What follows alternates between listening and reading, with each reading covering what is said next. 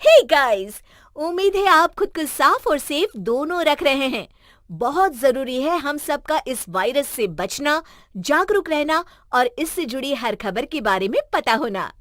इसलिए हेलो लाया है fight against corona virus initiative, जिसके जरिए आपको इस वायरस से जुड़े हर सेफ्टी मेजर और हर खबर के बारे में रेगुलर अपडेट्स मिलते रहेंगे। Stay safe. Download the hello app now. गांव की बहू।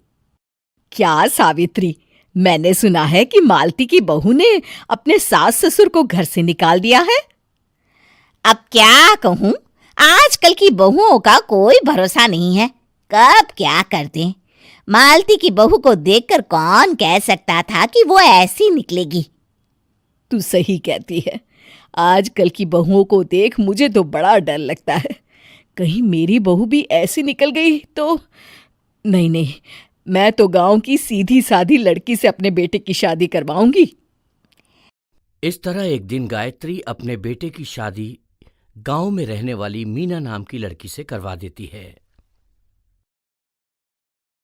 ये लीजिए माँ जी, आपके लिए गर्मा गर्म नाश्ता और चाय। अरे वाह बहू, सच कह रही हूँ, जब से तू इस घर में आई है मुझे तो बड़ा आराम है। तेरे जैसी बहू तो किस्मत वालों को मिलती है। का माँ जी, अब इतनी भी तारीफ मत करिए ना। धीरे धीरे मीना गायत्री की चहेती बन जाती है और मीना भी गायत्री को कभी शिकायत का मौका नहीं देती थी। फिर एक दिन, ये ले बहू, आज मैं बाजार से तेरे लिए साड़ी लाई हूँ। साड़ी देखते ही मीना का मुंह लटक जाता है। का माँ जी, ये भी कोई साड़ी है? ना, मुझे तो बिल्कुल पसंद नहीं आई। अरे लाना ही था तो कोई अच्छी महंगी वाली साड़ी ले आती मेरे लिए। आप तो ये सस्ती साड़ी उठा लाई। मुझे नहीं ना चाहिए आपकी ये साड़ी, आप ही पहनिए इसे। अरे ये क्या बहू, तू तो आजकल कुछ ज्यादा ही नखरे दिखा रही है।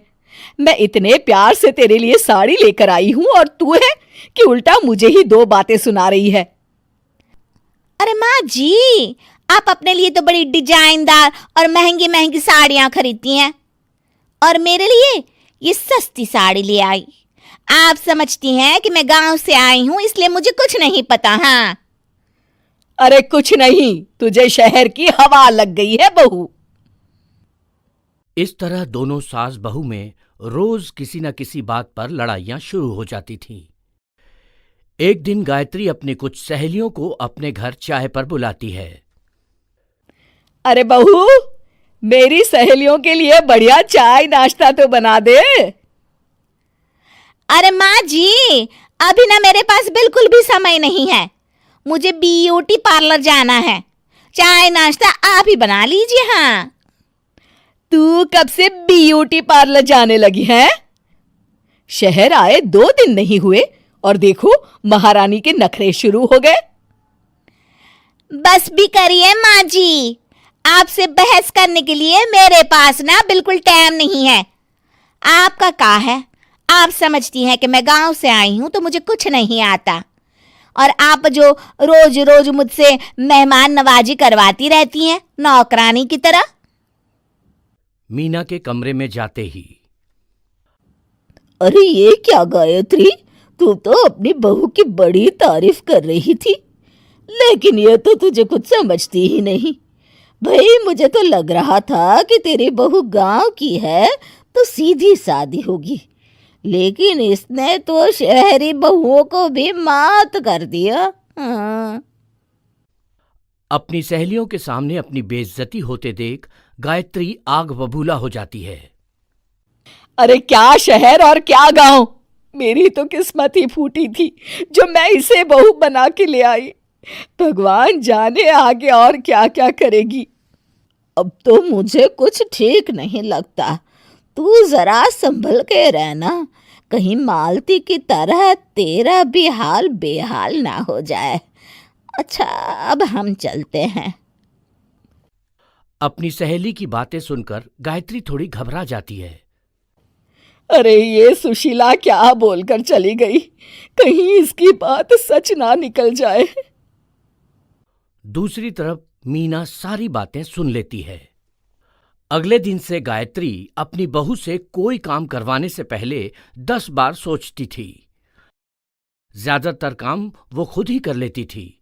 अचानक अपनी सास में आए इस बदलाव को देख मीना, लाइए ना माँ जी, मैं कर देती हूँ ना काम।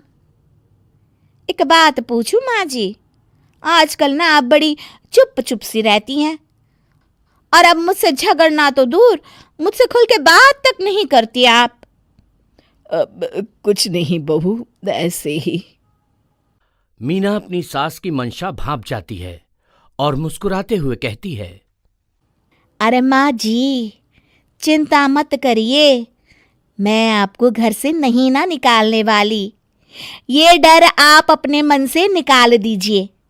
अरे छोटे मोटे झगड़े तो हर घर में होते रहते हैं, चाहे कुछ भी हो जाए, आप मेरी सासू माँ हो।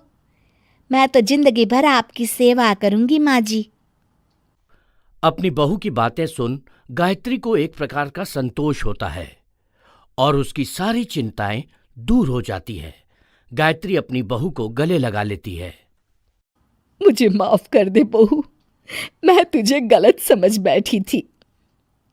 कोई बात नहीं माँ जी, ये ना घर घर की कहानी है। हाँ।